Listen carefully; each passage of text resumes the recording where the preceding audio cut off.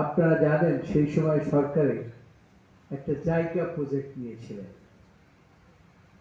এবং আমি আস্তে আস্তে করে ওই প্রজেক্টটাকে ওনার মাধ্যমে, যেহেতু আমার সাথে একটা ভালো সম্পর্ক ছিল, এগিয়ে এনে এই চরকালখা, মির্দাহাট, ছবিপুর এর সাথে একটা কানেক্ট করার জন্য একটা চেষ্টা করেছিলাম, কিন্তু আমাদের সরকার চলে গেলে আর সেটা হলো না। যার ফলে দেখেন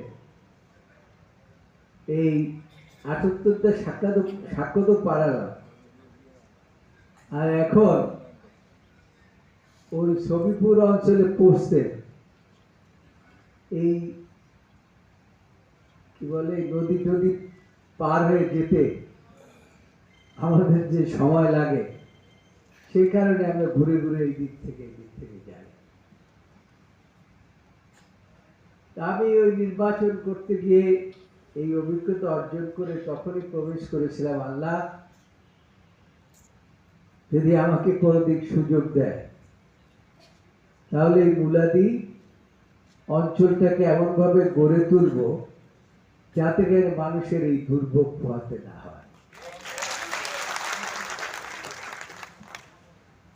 2018 সালে প্রায় কাছাকাছি চলে গিয়েছিলাম, কিন্তু ওই বিভাগের, বরিশাল বিভাগে এবং আপনার খুলনা বিভাগে সকলেই ইলেকশন থেকে সরে গেল। আমি যেহেতু দেশের সর্বোচ্চ আদালতের সভাপতি ছিলাম,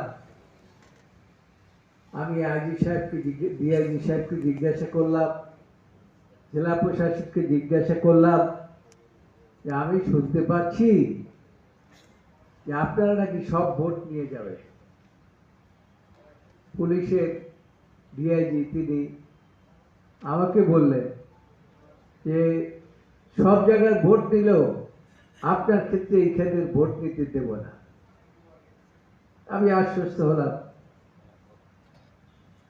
আমি মুলাদির মানুষের কথা চিন্তা করে ও যে ৭৮টা সাক্ষ্য পাড়ি দিয়েছি সেই কথা চিন্তা করে আমি নির্বাচনের তরি পাড়ি দিলাম, এগিয়েও গিয়েছিলাম।